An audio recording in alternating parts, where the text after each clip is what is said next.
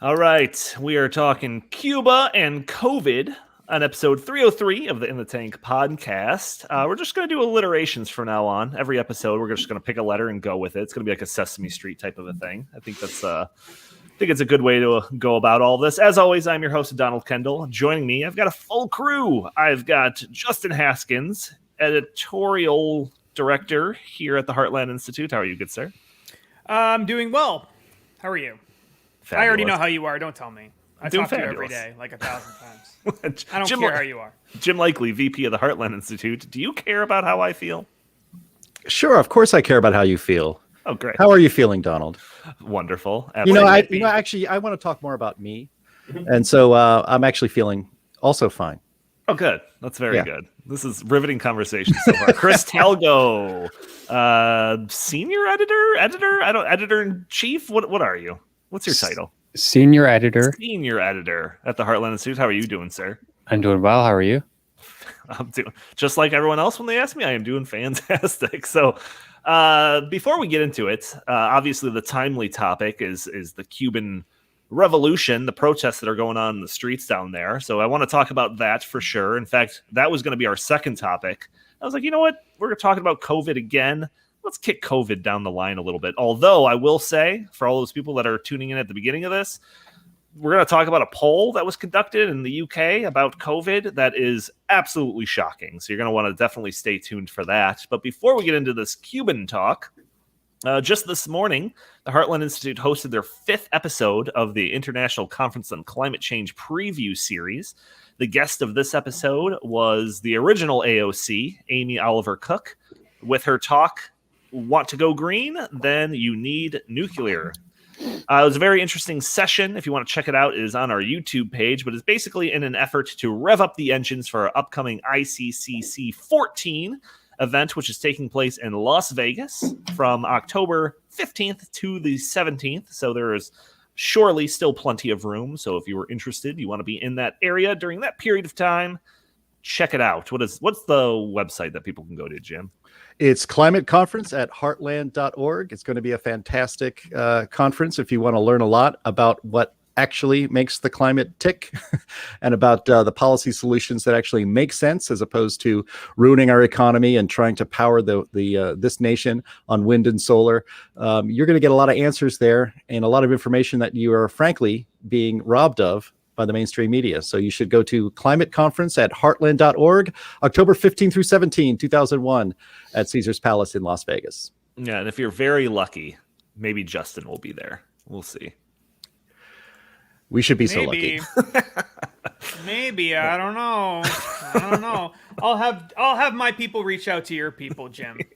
Oh wait, you don't have any people, so you can reach out to my people. and his people is me.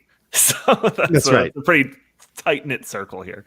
No, actually, Justin is going to be there. The theme of this is we're going to be talking about the Great Reset and its connection actually to climate plans around the globe. So it's something that has never been done before. Nobody's actually really connected, frankly, global socialism and the desire to reorder the world using the fact that we're all going to kill the planet if we don't change our ways as the excuse. So it'll be the first conference of its kind that brings the nexus of those two topics together.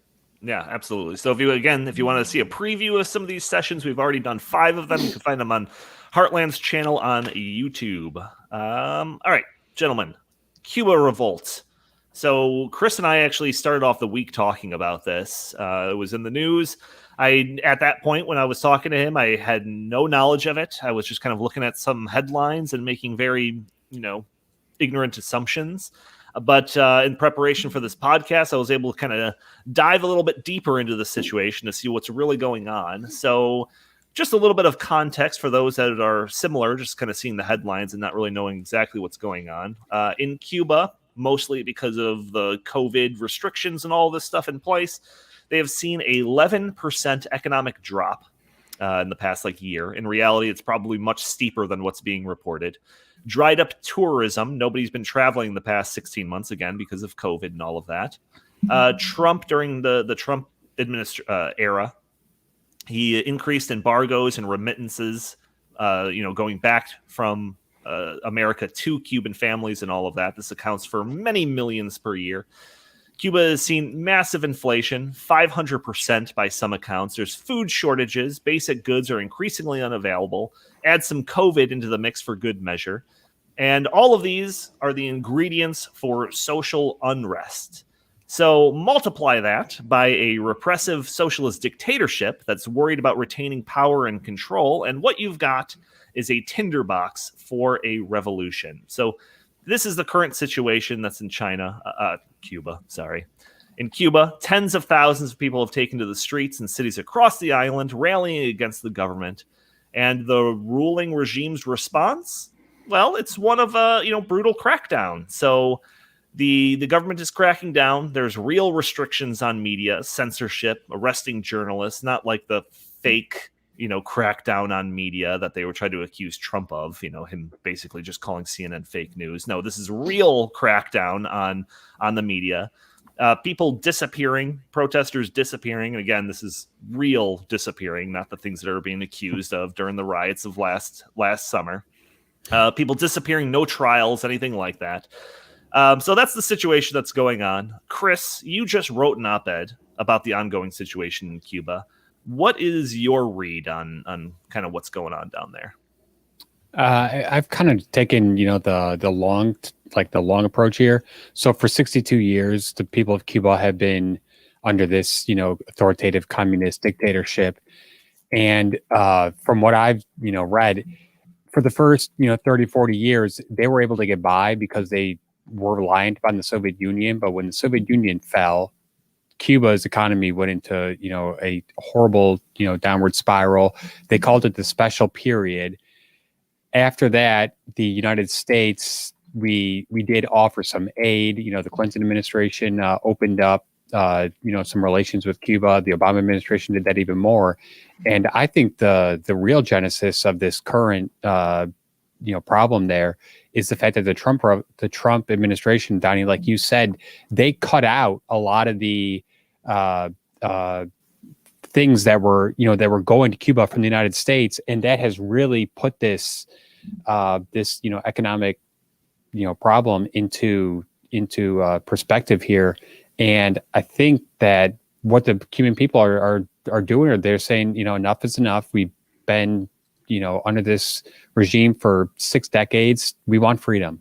Mm-hmm. Jim, brutal government crackdowns. I mean, this seems to be a hallmark of socialist dictatorships, right? I mean, this doesn't seem out of the norm. No, this is to be expected. I mean, the revolution in Cuba. This reminds me. I'm a kid of the Cold War. I remember the people rising up in the Eastern Bloc, and what threw up, I guess. The Iron Curtain was the weakening of the Soviet Union, thanks to the pressure put on that regime by the United States, specifically Ronald Reagan, specifically because of Star Wars. They realized their society could not keep up with the United States if we were working on the ability. Yeah, I know, right? If we had the ability to shoot missiles down that were on their way, they realized they can't compete with that technologically, and that helped. That was one of the real shoves that toppled the Soviet Union. But it reminds me of all those freedom movements in the Eastern Bloc, and at the time, the United States was supportive of those. They said, "We have you have our moral support. If you need anything short than putting troops on the ground, we will do what is necessary to make sure that tyranny falls in Europe." The Cold War was long. It was bloodier than people think, and it was a struggle that many people on the left thought was going to be with us for centuries. I would think they thought there were whole universities. Condoleezza Rice famously, I think, specialized in Soviet studies in college, and of course, all the Soviet studies majors are gone now because the Soviet Union is gone now. But today, what's really kind of troubling is that you don't have the liberals or people on the left who think they are for freedom supporting the Cuban people. Black Lives Matter express support for the Cuban regime, not for the Cuban people. They express support for the Cuban regime. And I shared with you guys on our group Slack messages yesterday. There are the Socialist Party of America, I believe, tweeting about, Cuba's in the news, right? And so there's like, the only reason that people are rising up is because socialism hasn't been tried good enough yet. It's not real. It's not real socialism. And so they would all be very happy and satisfied and wouldn't be trying to overthrow their government if only socialism was allowed to work. But it can't work because America keeps interfering. And it's a state socialism in which, the state has to move in there and take over things because America keeps getting in the way. I mean, it's delusional. But even worse than that, though, is the reaction of our own federal government, which we can get to in a minute, which I think has been a disgrace. Justin, I was going to bring up those tweets that Jim shared where they were talking about how, no, this isn't real socialism. This is state capitalism. State capitalism is where the government actually controls all the means of production and everything. No. Real socialism is when there's collective ownership that's not from the government. How do you respond to that, being our big socialism guy here at the Heartland Institute? Well, a couple of things. The first is, it is true, technically speaking, that Cuba, like all socialist societies in the world, is not a full-blown Karl Marx communist society that's reached the, utopian goals of Marx, where all property in society is collectively owned and managed. But the reason for that is because every time that model is ever attempted, you end up with people like Fidel Castro in Cuba and people getting butchered in the streets. And, you could go to communist China and you could look at them. You could go to the Soviet Union. You could look at the Eastern Bloc of the Soviet Union. You could go to places like Angola and Venezuela and all over the world, wherever socialism has ever been tried. You never actually get to full-blown socialism because before you get there, people start getting shot. That's how it always works. And so, of course, we don't have true Marxist socialism in Cuba. It's because it fell into tyranny before they could ever get there, which is surprise, the whole surprise. point. That's how it always works. The Right. other amazing thing about this is, it seems to me that the suggestion that they're making is that the reason why this is happening is because of America's involvement in Cuba. Yeah. But by that, what they mean is that America has put embargoes on Cuba, right? Yeah. So really what they're saying is the reason why socialism isn't working in Cuba is because the socialist society in Cuba can't get the capitalist produced market economy products from America? That doesn't really make a whole lot of sense to me. Why would the US embargo, let's say there was no US embargo and everything was better in Cuba, then wouldn't that mean that things are better in Cuba because of capitalism in another country? I mean, that seems to be the implication. I don't really understand how this would work. Why can't they just produce the products that they need to produce in their own society? I mean, what exactly are they even talking about? The Soviet Union, for a very, very long time, was feeding all sorts of things to Cuba for many, many years. And it didn't matter. Cuba was not a utopian society back then when the Soviet Union was sending all sorts of goods and things like that, and experts into the country. So why wasn't it a utopian society back at that point in time? I mean, I don't get it. America's not the only, and that's the other thing. There are other countries in the world, Western countries, that don't have embargoes, where people go to Cuba. I mean, don't Canadians vacation in Cuba? I'm pretty sure they do. And so, I mean, why isn't that enough? How much support from capitalist market-based economies do they need in order for the socialist system to work? I think it's kind of a strange thing for them to argue. So, I mean, there's so many levels where this is just kind of foolish. Well, it seems like this issue of like the embargoes and the remittance restrictions seems to be taking kind of center stage with all of this, at least from like a political perspective. So I was listening to this like pretty interesting panel discussion about all of this and, about the situation. And the conversation eventually boiled down to like two different people. One was kind of like a revolutionist, where the panelist seemingly was encouraging like a revolution to just overthrow the government and, whatever, bring an end to the socialist dictatorship. The other panelist was a reformist who was advocating for like a slower democratization of the island.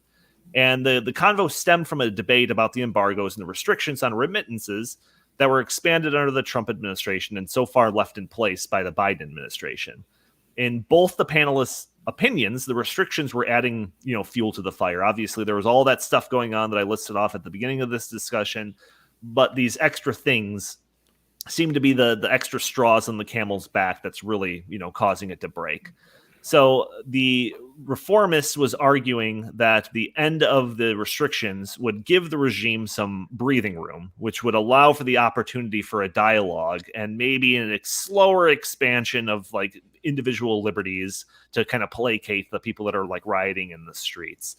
So that kind of seems to be a really interesting conversation that I kind of want to have. This idea of like, do we keep these embargoes and stuff in place, to put extra pressure on this situation? Do we take them off? And B, is the road to greater liberty on the Cuban island a revolution, an overthrow of the government, or is it a slower process with inch by inch reforms? Chris, I'm curious of your take on that. So, first of all, I think that when people are blaming Cuba's current situation on the Trump, embargoes, I think that's just a farce and it's a scapegoat. I also think it's interesting to note that before the communist revolution, the late 50s, early 60s, Cuba was actually a fairly wealthy, prosperous nation. And I also think it's interesting that in the past 30, 40 years, it's almost as if Cuba, the Che Guevara and the Michael Moore Sicko documentary that I watched, they're trying to portray Cuba as this, as this utopia that's great, except for the fact that America is always, knocking on the door and always, presenting some sort of a threat, when the exact opposite's the case. Cubans are fleeing to America. Cuban baseball players notoriously want to get out of Cuba and come and play in the major leagues. Cuban doctors, are sent all over the world to basically, just enrich the regime. And just real quick, lastly, even if we did send, aid and supplies to Cuba, it wouldn't get to the people. It would be taken by the leadership and it would be used to line their pockets. So the embargo is actually, I think, just putting on fast forward what is inevitable, and that is that the Cuban people, are inevitably going to rise up and hopefully get their freedom. Yeah, Jim, I'm curious of kind of your perspective on this, because it doesn't seem like it's a debate that kind of cuts across the traditional left versus right battlegrounds. So I've got an article that's posted in the show notes, everything we can talk about, you could find links to. Cato Institute, as Castro rule fades in Cuba, Americans should engage the Cuban people. So granted, this article predates the recent protests. It's only a couple of months old. But in the article, the author argues that loosening restrictions, so basically allowing more trade and loosening the embargoes and the remittance restrictions and all of that, is a better way to affect change. So it says the best way to further discomfort the regime would have been to expand the economic openings. It quotes a gentleman named Colin Laverty, who observed that if you want to create more space for debate, expanding the entrepreneurial class is one way, by creating not just more business owners, but more people employed by private firms. So, I don't know. What do you think, Jim? Do you think you tighten the thumb screws and keep all of this stuff in place because it's going to lead to more unrest that's going to, unseat the dictatorship that's in place? Or do you think that a slower reform is the path? Well, it's a tough question. Frankly, it's a tough question. We have tried locking down and isolating the Cuban regime, the Castro's rule on that island for 70 years. I think I don't remember the name of the new president of Cuba now, but he took over after Raul Castro, who took over after Fidel Castro. So we're talking 4 generations if you include the children in Cuba, under pretty much the thumb screws of the United States. And it didn't overthrow the regime. That's the trouble with especially an island state like Cuba, which was supported by the Soviet Union, is that the regime will still live well. That's a hallmark of a totalitarian communist society, is that the ruling class and the rulers themselves become trillionaires while the people suffer, and there really is no sustainable or even appreciable middle class in these societies. So it is difficult. And I'm not one of those people that just, you should just keep trying the same tactic over and over when it's obviously not working. Although we tried opening up the regime a little bit more under Obama. I thought the way we did it was a little too friendly to the regime itself. And I think you need to support the people. The people have to know that the United States have their back. And, when Black Lives Matter, which is, the most sainted, admired organization around the world, backs the Cuban regime and not the Cuban people, that's a problem. And especially when that organization is based in the United States. And, just to think about the larger discussion you guys were having, or when Justin was speaking, about how socialism doesn't work, or if we could only do it right this time, it'll work. Peter Hitchens is a English journalist, the brother of the late great Christopher Hitchens. He has a quote that's I think is going to be pretty more famous in the coming weeks and months.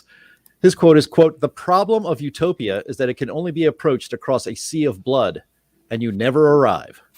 Right. And that's where socialism is now.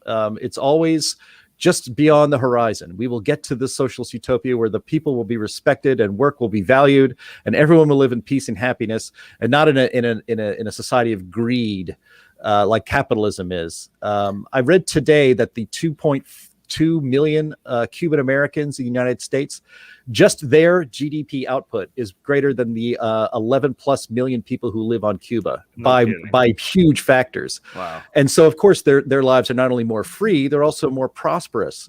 So do I think that the United States should tighten down even harder on the Cuban regime to apply pressure? Maybe that's the right way to go in this case.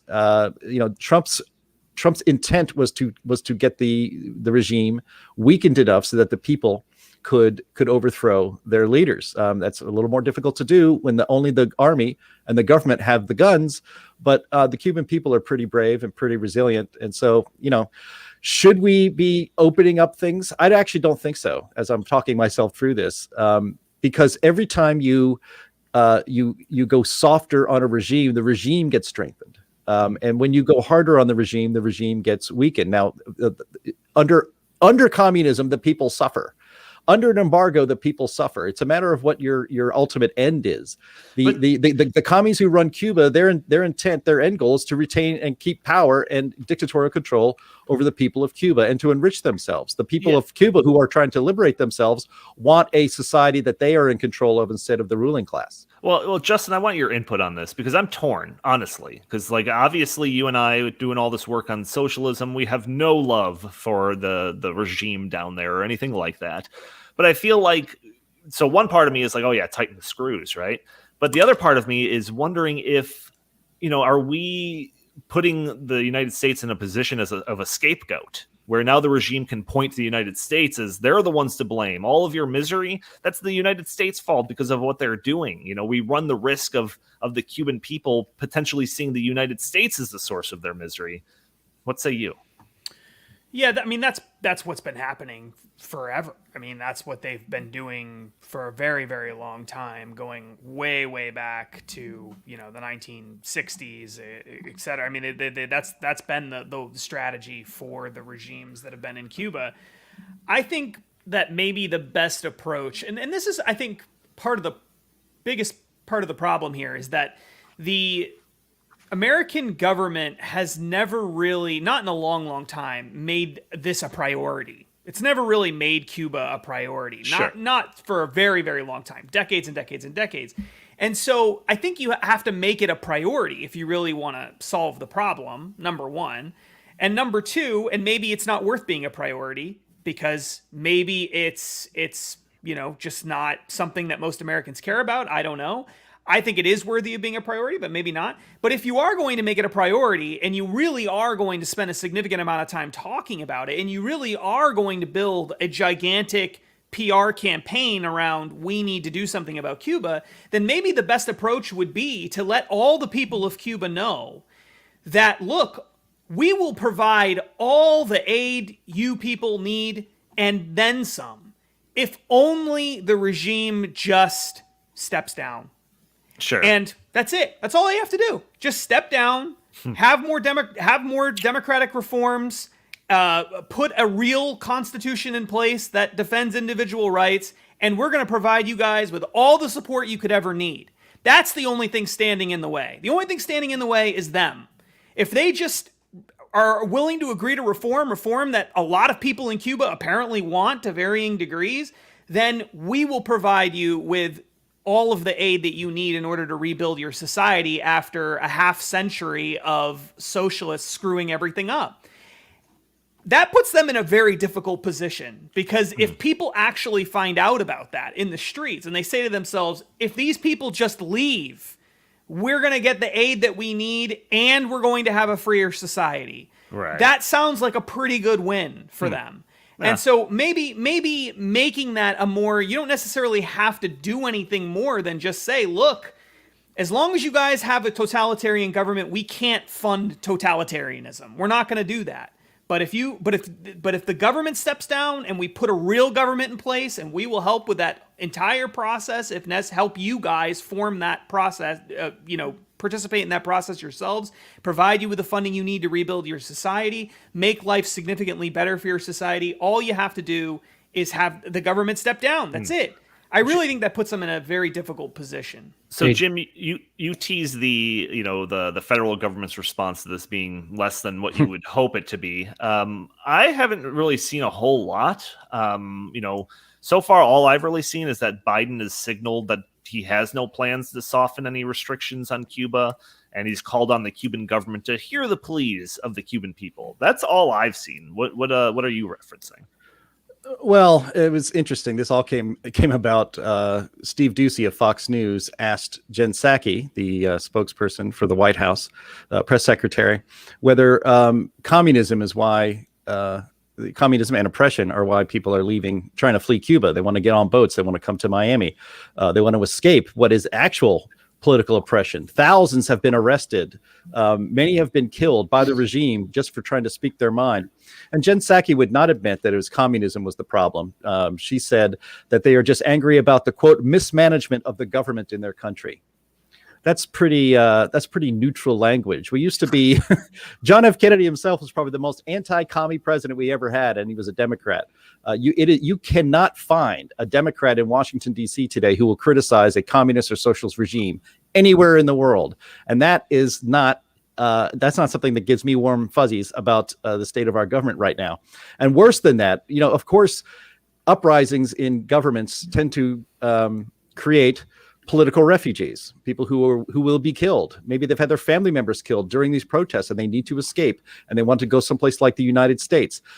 Joe Biden's Homeland Security Secretary, Alejandro Mayorkas, said, quote, if you take to the sea, you will not come to the United States. The time is never right to attempt migration by sea. Do not, and he repeated himself, do not risk your life attempting to enter the United States illegally. You will not come to the United States. Yeah. I find that extremely depressing, especially because, as his fate would have it, Mayorkas, his family is from Cuba. They escaped Cuba during the Cuban Revolution, and he is standing there on international television telling everybody from Cuba who would like to escape to freedom to not come, to tell them that if you get onto the shore of the United States, we used to have what they called a wet foot, dry foot policy, that if the Coast Guard caught you in the water from Cuba, they would send you back. But if you were able to put a foot on dry land, you got to stay as a under political asylum. They're saying, no, there's no more dry foot policy on that. We're going to ship you off to another country to be processed, and then we're going to send you back to Cuba. This is the United States of America. What happened to CNN's Jim Acosta during immigration controversies? There was always an immigration controversy under Donald Trump. Quoted from the poem about the Statue of Liberty, about the huddled masses yearning to be free, and how could you turn these people away? Here are people in Cuba that are desperate to save their lives by coming to the United States. And our government is saying, don't come. And we're going to kick you out of here if you do come.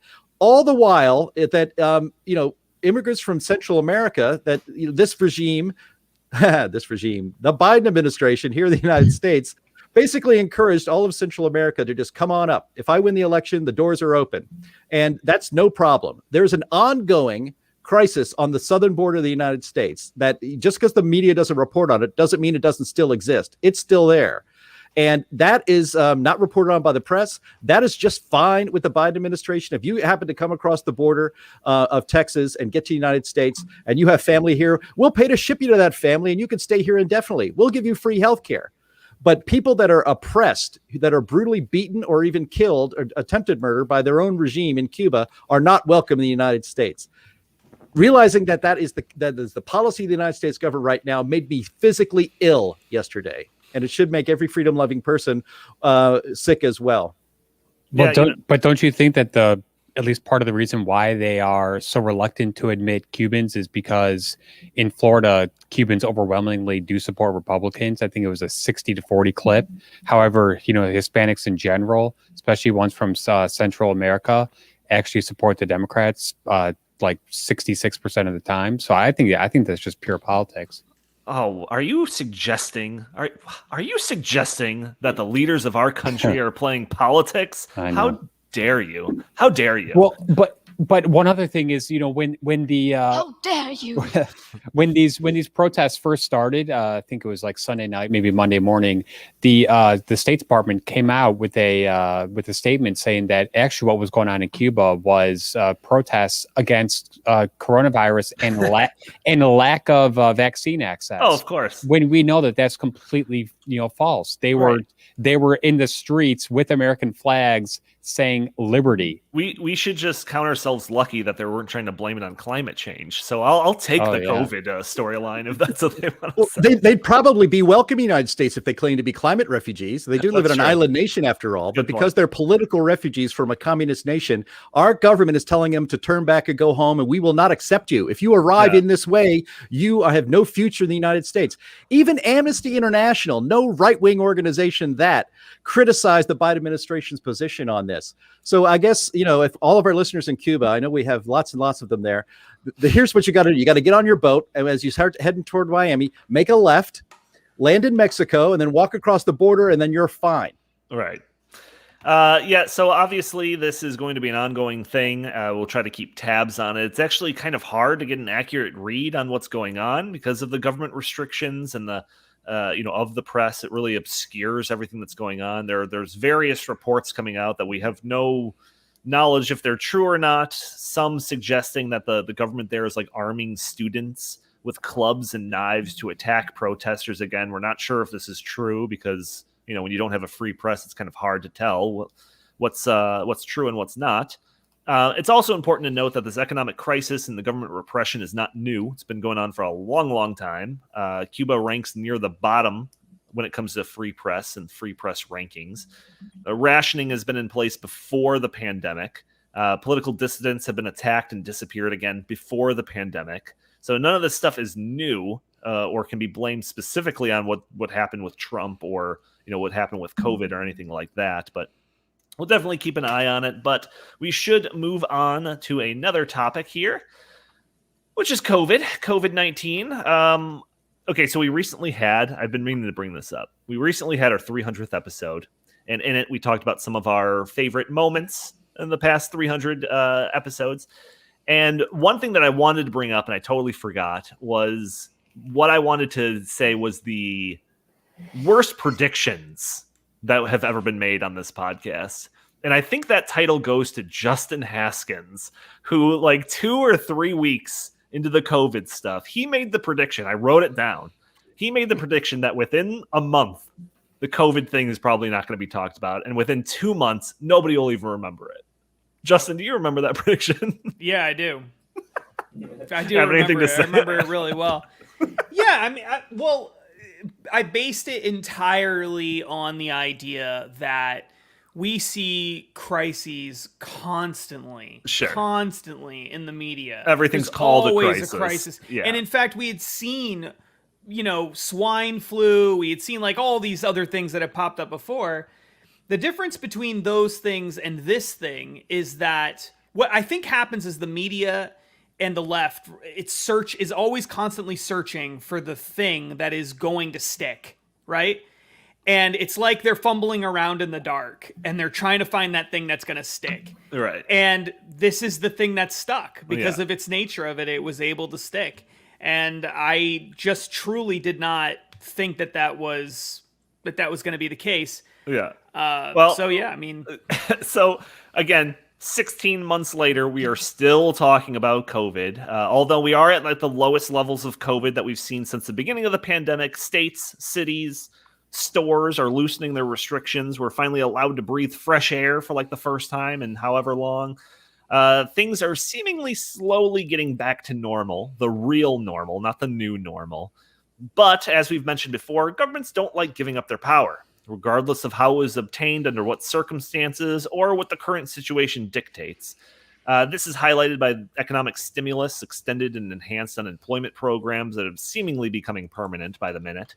But now we're hearing about some new crazy ideas that are being tossed around using COVID as justification. So I've got this article from the Daily Caller reports the DNC wants phone companies to police text messages for vaccine misinformation.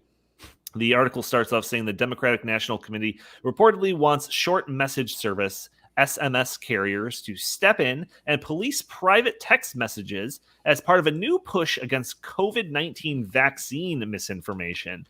Allies of President Joe Biden, including the DNC, plan to, quote, engage fact checkers more aggressively and work alongside phone companies to combat misinformation about vaccines shared on social media and private SMS messages, according to a Monday report by Politico. Jim, what's your reaction to a plan like this? I mean, this even under all of the stuff that we've talked about in the past 16 months, this seems like it's getting crazier. What's that meme of the dog, sitting in hell, sipping a cup of coffee, saying, "This is fine." Yeah, well, there's fire raging all around them. Right. That's the image that comes to mind for this. Looking further into that story on Daily Caller, one example SMS message cited by Politico was sent by conservative activist Turning Point USA, which co-founder Charlie Kirk, who is a friend of Heartland, and we've worked with him a lot in the past and in the future. It says Charlie Kirk falsely contends that, quote, Biden is sending goons door to door to make you take COVID-19 vaccine. Sign the petition. No medical raids in America. Now, is it true? Is it fair? Is it a fair take on the current situation where the federal government is going to promote the idea of sending people door to door to make sure they get vaccinated? Is it fair to call them goons and to say what Charlie Kirk said? I don't know. It's open to interpretation. The left says things much more outrageous than that in mischaracterizing what people on the right say or do or would have plans for policies. For instance, the Heartland Institute wants the planet to burn. We are going to be responsible for the deaths of future generations because we don't think humans are causing a climate crisis, that we need to reorder our entire society around that. That gets said about us online all the time. Now, that's about as unfair as it can be. But if that's going to be allowed, then Charlie Kirk should be able to say that, resist the goons coming to your door to tell you to take the vaccine. And so just because of that, your phone carrier is going to be cooperating with the government to block any messages that send misinformation out about the COVID-19 vaccine. What this means is that this is actually one of the most chilling things we have heard. And we've heard a lot of chilling things lately, especially all regard to COVID, on government power. This is really chilling. The idea that the government is going to be partnering with your phone carrier to make sure that you don't say the wrong thing in the eyes of the government about COVID-19, when that government has been wrong about this virus on almost every turn and has had to change its mind and change its messaging. Dr. Fauci, what has it been, 130 flip-flops on what our policy should be on COVID-19? So the idea that private companies are going to partner with government in order to monitor what you say and to correct or block misinformation in the eyes of the government is chilling. That's something actually that would happen and probably does in Cuba. It certainly happens in China. It should never happen in the United States. And if your carrier, if you catch your carrier cooperating with government in this way and restricting your speech, say it really loud, let everybody know, and change carriers. Yeah, obviously there's misinformation out there, right? And even that one, it's that example that you had brought up.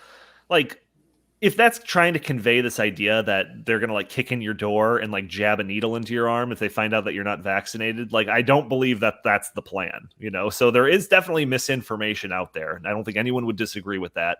We all have like an aunt or a friend of the family that gets those emails that they forward that talk about just crazy lunacy stuff for sure. But the problem that we have on this side of the aisle that I think that the other side of the aisle just totally ignores is who is defining what misinformation is. You know, that's the big thing, right? Who, if you say anything like, oh yeah, you know, there's some side effects about vaccines, could that be labeled misinformation? You know, because the facts suggest that, you know, vaccines are largely okay or something. Like what's the limit? And I think that that's why we hesitate when we hear stuff about this so much. Chris, what do you think? It just seems crazy. Like we're reaching new levels every week, I feel like.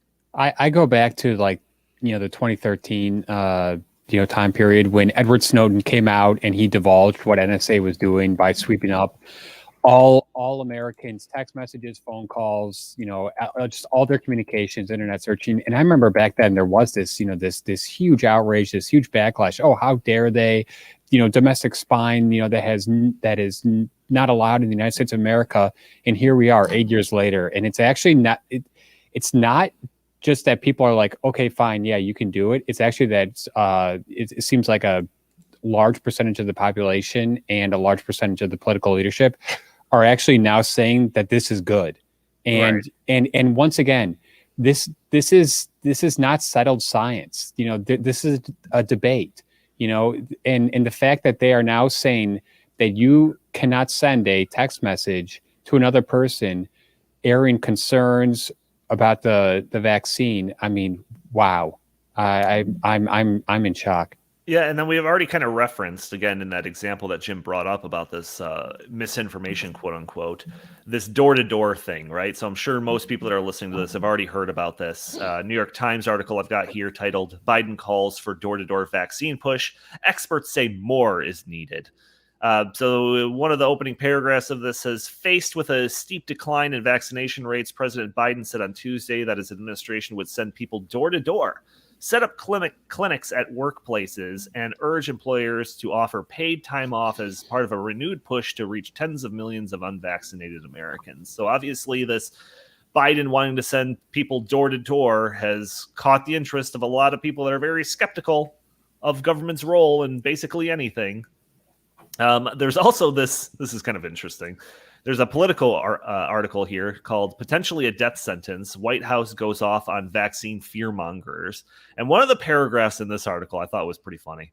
It says this is quoting Anthony Fauci, who is Jim's hero. It says, quote, the big misinterpretation that Fox News or whoever else is saying is that they are essentially envisioning a bunch of federal workers knocking on your door, telling you you've got to do something that you don't want to, Fauci said. That's absolutely not the case. It's trusted messengers who are part of the community that are doing that, not government officials. So that's where the disconnect is. So Fauci is saying that, no, it's not government goons or anything. It's trusted messengers that are telling you you've got to do something that you don't want to do. Now, obviously, you could chalk this up to just him talking off the cuff or anything like that. But Jim, are you going to open the door, for these trusted community advisors when they're asking you if for you to show your COVID papers? No. Justin, no. Justin, I you know what? I actually appreciate the brevity because I want to bring Justin into this part. But door-to-door vaccine push, regulating what you can send through text messages. Obviously, we already know the amount of censorship and fact-checking that's going on social media. Would you ever have guessed all those many months ago that we would ever reach a level like this? Obviously not, because we know what your prediction was, but... Yeah, I felt like you were setting me up for something there. So, first of all, I would love to talk to these individuals and find out whatever it is that they want to say. I sort of have this fantasy that they come knocking on my door and I would invite them in and talk to them for like a half hour and get them to just tell me everything that they believe about why I should get the vaccine and then just only after like a half hour of pumping them of their information will I reveal to them that I've already been vaccinated, and then kind of send them on their way. It's kind of like a public service to my neighbors. But I think at the same time, the thing that bothers me about this on both sides, there's two aspects to this. The first is the Charlie Kirk, sort of idea that this is just jackboot stormtroopers, I think is totally ridiculous. And I think characterizing these people this way is nuts. That's one side of it. All due respect to him. The second side of it, though, is I don't really understand why you would do this other than to try to intimidate people at least a little bit. Because everybody knows the vaccine exists. This isn't 1815, okay, where, the only way people find out about things was word of mouth, so we got to send riders out into the countryside to let them know, hey, a vaccine's been developed. We all know the vaccine's developed. They're handing it out for free, like everywhere. If you want it, you can get it. If you have no money, you can get the vaccine for basically nothing. So what is the issue? It's not, if you haven't gotten the vaccine at this point, it's because you don't want to get the vaccine. So the only reason you would send people to someone's house is presumably to, I guess, if I was going to look at this, give them the benefit of the doubt, it's to persuade them that they should want the vaccine. But why do you need to go to their house to do that? Why can't you just mail something to them or post lots of videos online or do, less intrusive things, So the only reason I could think of for why you would actually send people is because there's a little bit of, at least, it's either intimidation or, if you want to be kind, peer pressure or something. Oh, sure. But it's some kind of feeling that you get that's a little bit more pressure when they're standing in your doorway than if they are, mailing something to you or sending you a video or whatever. But the idea that people don't know about the vaccine, or that they, or that they don't know that, they think they might turn into a zombie if they take it or something. Like, come on, nobody believes that. If you don't want to take it, you have your reasons for why you don't want to take it, and I don't see how this will help other than to pressure you in some fashion into doing it. And that, I think, that makes me really uncomfortable. That really bothers me. What they have to do if they really want to be successful is just hire on those timeshare salesman types, right? And it's just like, just come to our seminar. You get like a free set of golf clubs. You don't have to sign up for anything. It's totally free. Just come sit in, and then they just have them pitch all of the merits of getting vaccinated. And I'm sure most of those people would leave with a needle in their arm. I went to one of those one time. Oh, of course you did. We need to do an episode just on that, because it was quite an experience. Do you have a timeshare? Yeah, where I don't have a timeshare. I stood strong. Oh, wow. And did not get a timeshare. Wow. But I was there for like 3 hours. It was quite an experience. Turns into an interrogation at that point. It was a lot of pressure. So I don't. That's my point, though. Why send them in person? No, why send them in person? It's because of that. You could easily just throw out a letter. You could easily hang up a phone call. But when you've got someone sitting down, or at least at your door, it's a lot harder to shut the door on those people. I think the Jehovah Witnesses, that come door to door, know that all very well. I think this is going to backfire on them because, like Justin said, everyone knows that the vaccine's available. It's free. It's been available for 6 or 7 months by now. And I think when the federal government sends people to knock on your door and say, hey, we really think you should get the vaccine, I think that for people that are hesitant, that is just going to make them even much more hesitant. And I think it's not going to work. I think it's a flawed strategy. I think it doesn't make sense. I disagree. Well, really? Jim, why do you disagree with that? Because who's going to be? The only people who are, this is only going to make people mad. Because look, either you've already gotten the vaccine, right? So then you don't care. You're just going to say, already got it, and you close the door and they walk away, or you've already gotten it and you're just mad that they've come to your door, in which case you're going to be angry, or you don't want it and it's going to make you mad that they've come to your door. Who's going to be happy because of this, or No, thankful. Nobody's going to be. That's not the point. And this is where maybe the exact words Charlie Kirk used were not. We're a little over the line, a little strong. But here's the point: is that, first of all, Fauci says, as you read that quote, Donnie. I know we want to move on to other things, but he says it's absolutely not the case that these are government workers. It's trusted messengers who are part of the community doing that, not government officials. You're not fooling anybody. These people are only out there doing this because the government has instructed them to do so. And they're going door to door and they're asking you if you have the vaccine or not.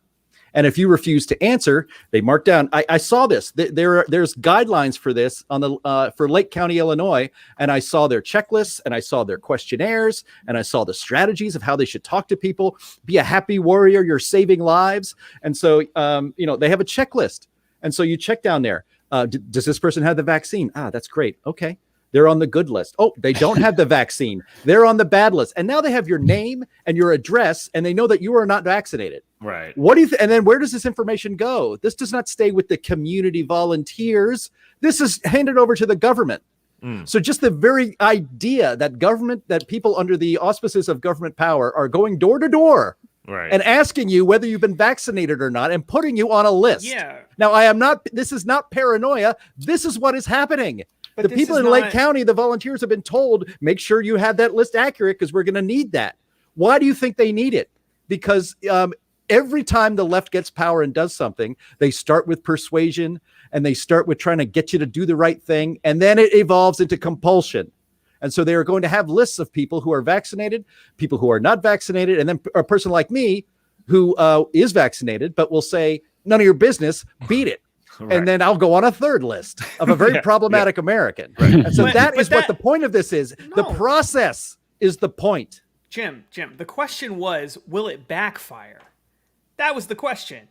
And you said it's not going to you said it's not going to backfire. Chris said it's going to backfire. Well, okay. And you said nope, it's not. I'll respond to that. So why won't it backfire? I don't understand. The backfiring is pointless. The backfiring is pointless. Yeah, because not come election time. I think we're getting to a point. Elections matter now, right?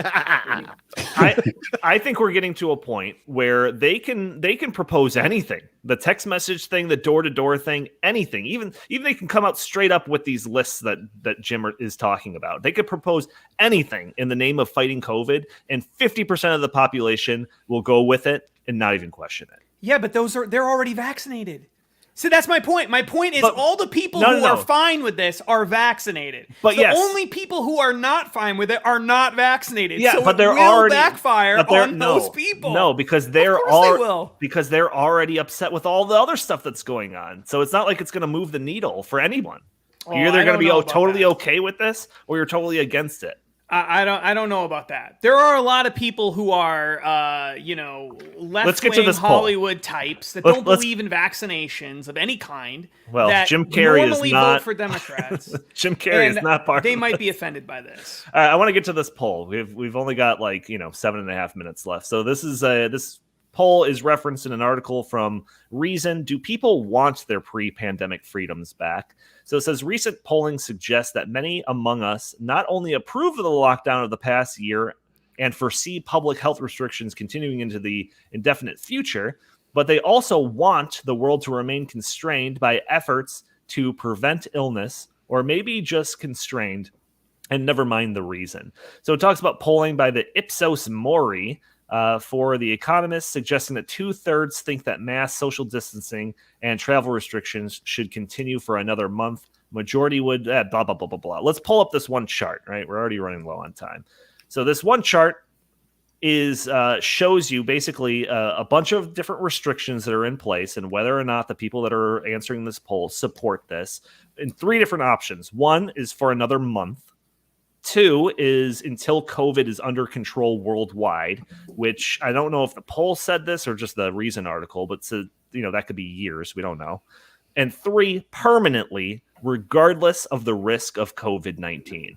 So the first one, the restriction, having to wear masks in shops and on public transport. So 70% said that, yeah, we're for that for the next month. 64% said that they are for that restriction until COVID is under control worldwide. And the most shocking one of all of this, 40% said that they are for this restriction being in place permanently, regardless of the risk of COVID-19. So we're talking about 20 years from now. COVID hasn't even been discussed, in 15 years or something like that.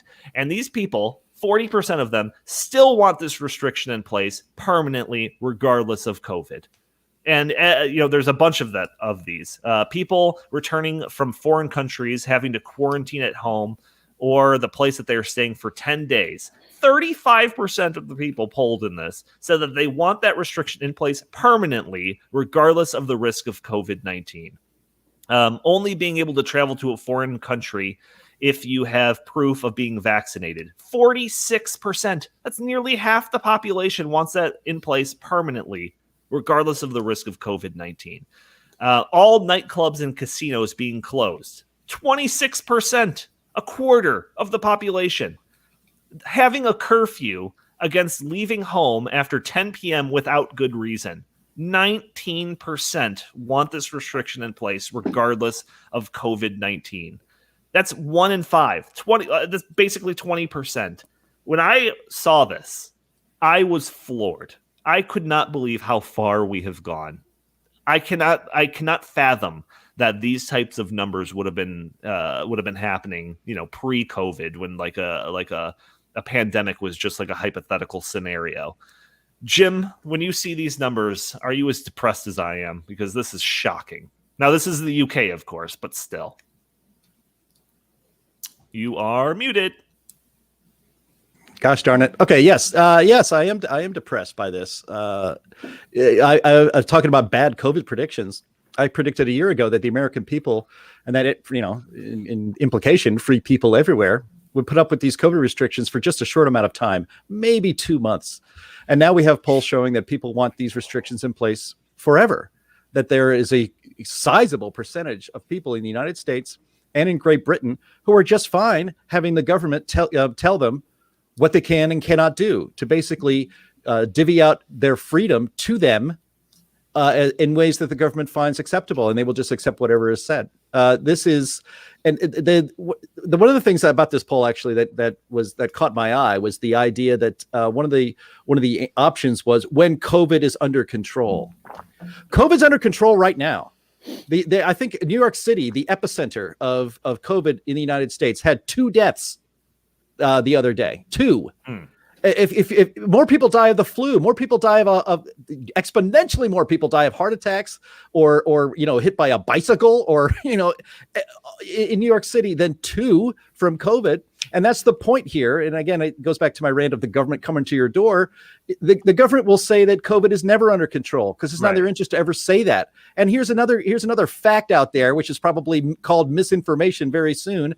COVID will always be here. It will always be with us. It is a virus that is going to continue to mutate. It's going to be part of the human experience for everyone's lifetime and maybe generations and generations and generations hence. And so, to think to yourself or to encourage your fellow Americans and free citizens of Britain to just go ahead, it's okay if we do this until we get COVID under control is just partial tyranny, but it's actually full tyranny because they will never give you your freedoms back.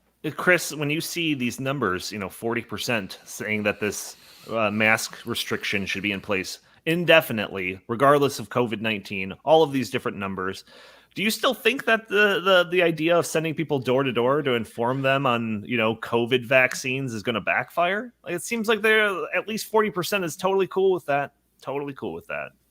I think that poll is a result of the massive fear-mongering campaign that almost every government, globally, nationally, and even, in the States has perpetuated. And, I ask a lot of people, what are your thoughts on COVID? Just, when I'm out and about. And I'd say that this is anecdotal. The vast majority of people I run into, they think that COVID is almost like an automatic death sentence. So I understand why so many people are so scared out of their minds of COVID, because they've been fed this narrative that if you get COVID, you're literally going to die. Justin, we only got like a minute left. I'm going to give you the last word on this. What's your reaction when you see these polling numbers? So first of all, some sort of like back of the envelope math. About half of voters are Democrats, and about half of Democrats voted for Bernie Sanders. So that's 25%, roughly, right? Okay. So does this surprise me? No.